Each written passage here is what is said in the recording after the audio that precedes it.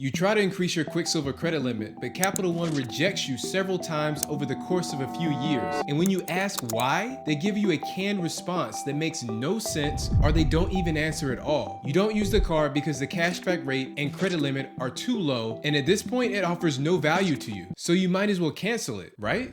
There's no simple one-size-fits-all answer to this question. So in this video, I'll discuss the reasons you should keep the card, the reasons you should absolutely cancel it, and how it affects your credit score. Let's start with the reasons that you should keep your Quicksilver card. The most popular reason people give for keeping their card is that it's one of their oldest credit cards. Capital One is well known for offering credit cards to people with low or no credit and college students, so it's not surprising that many people have an old Capital One card or two laying around. We have a good reason to be concerned about our oldest cards because most credit card issuers use the FICO credit scoring model to evaluate our credit worthiness for new card approvals and credit limit increases. The length of our credit history makes up 15% of our FICO score calculation. That includes how long your credit accounts have been established, including the age of your oldest account, the age of your newest account, the average age of all of your accounts, how long specific credit accounts have been established, and how long it's been since you used specific accounts. If you cancel a card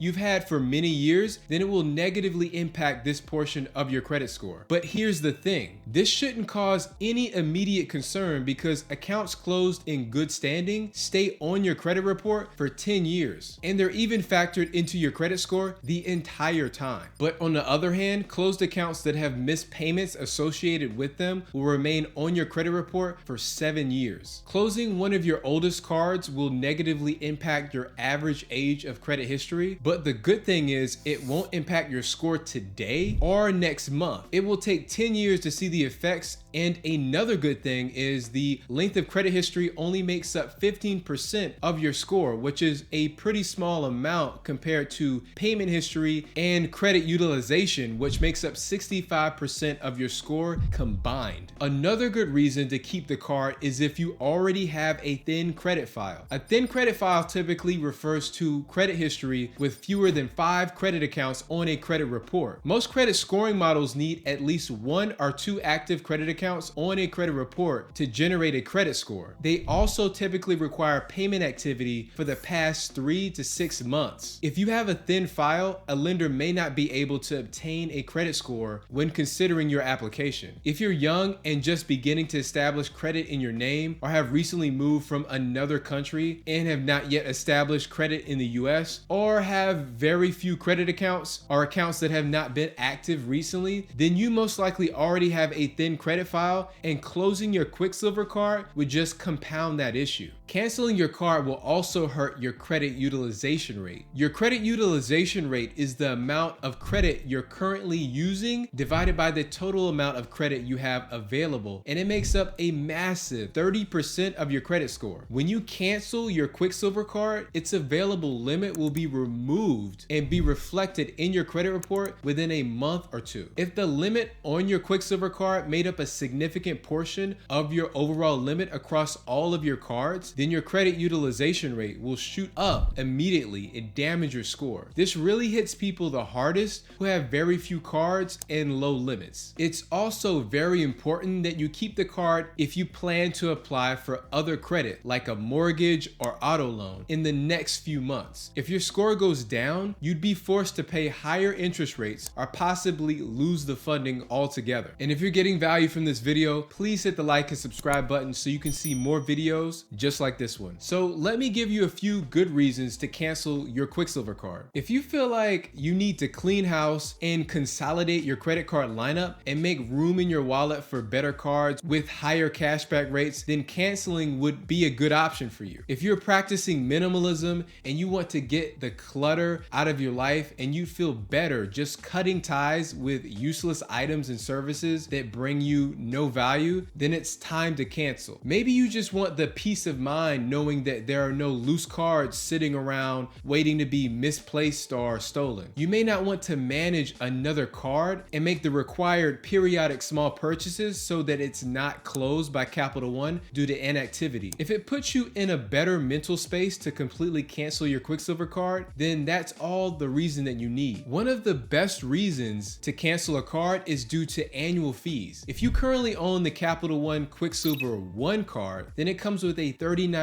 annual fee. If you had that card for almost a year and Capital One refuses to graduate you to a standard Quicksilver card without the fee, or they refuse to waive the fee when you call customer service, then it may be time to cancel. If you're using Capital One to build credit, but you've already been approved for a Discover It or Apple card, then I'd strongly consider getting rid of the Quicksilver 1 card and focus your efforts on the Discover and Apple cards that have no annual fees. And unlike the Capital One card, those cards offer the ability to grow your credit limit significantly as your credit score improves. Annual fees eat into any profit you make from earning cash back, and that's why I despise them so much. Years ago, I owned a Capital One Saver card, which came with a $100 annual fee. I called customer service to downgrade or have the fee waived for a year, but they flatly refused, so I immediately canceled the card. I know a lot of you can't stand how Capital One does business. On a regular basis, they throw people into credit card buckets from the moment of approval with no ability to achieve credit limit increases. Practices like that won't leave a good impression on your customers. So if you're the type of person that says, I won't do business with a company that treats me poorly, then this would be a good time to cancel based on principle. For most people, keeping the Quicksilver card will be a better option than canceling it, because from a technical standpoint, it improves your score or at least maintains it in every scenario. Canceling the card, on the other hand, will be more based on an emotional or principled decision, which could be worth it depending on how much you value your personal reasons for canceling in the first place. If you'd like to learn about the infamous bucketing system that Capital One uses on their customers or the features of the Quicksilver card, then check out this playlist. Thank you for watching, and you have a good one.